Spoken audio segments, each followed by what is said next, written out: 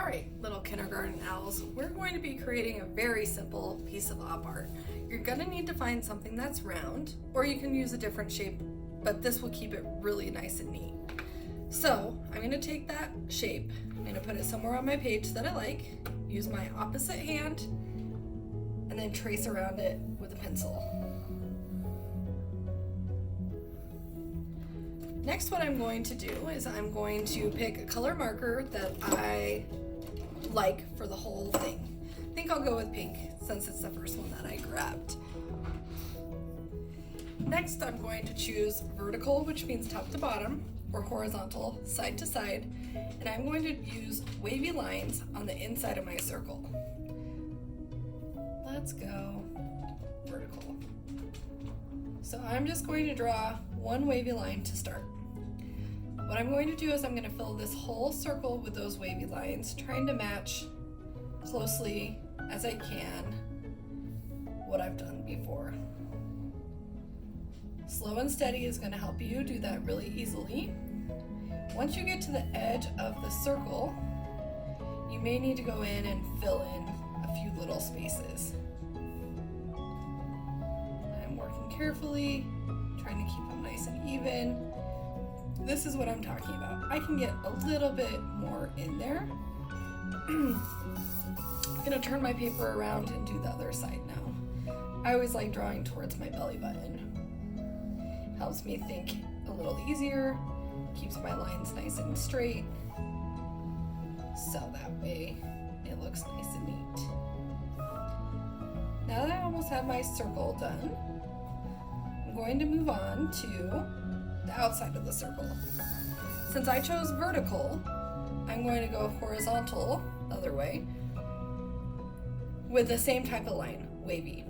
I do like drawing towards myself, so I'm going to turn my paper and I'm going to start here at the top. If I bump into my circle, I'm not drawing over the top of it. I have to jump. So I'm going to get a few more lines in here and then we'll get to the circle part. Hasn't touched just yet. There we go. So I got to the circle, so I'm going to stop, continue over here, jump again.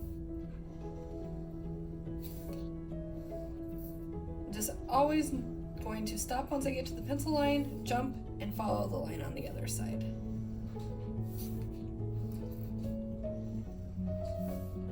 Your line might start changing. That's perfectly all right. We're just trying to really make a really simple way of tricking our eye. I did two there, that's okay. Making sure that they touch. I may want to add another line here and then fill in as I go.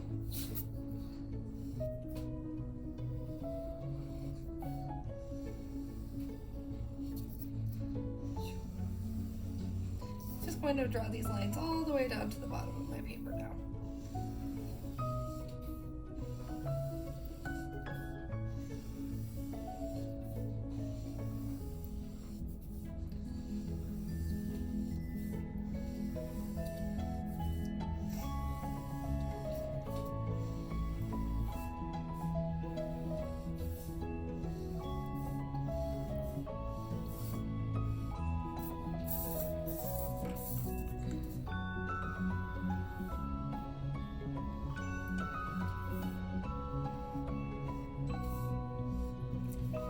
And just like that, I have a finished piece of op art. Another choice would be to take a different shape, maybe like a heart or a star. I think I'll keep it easy with a heart.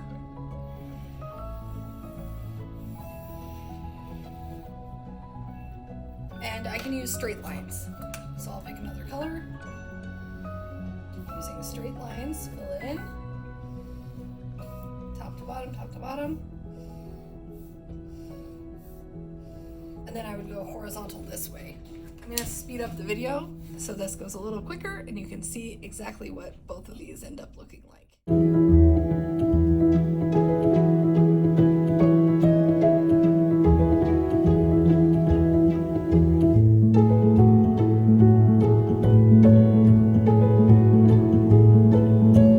If you wanna get really really fancy, you can go in with a second color and put them in between all these lines. If I'm extra careful and I don't touch, I can actually end up tricking the person looking at my artwork into seeing a color that I didn't use.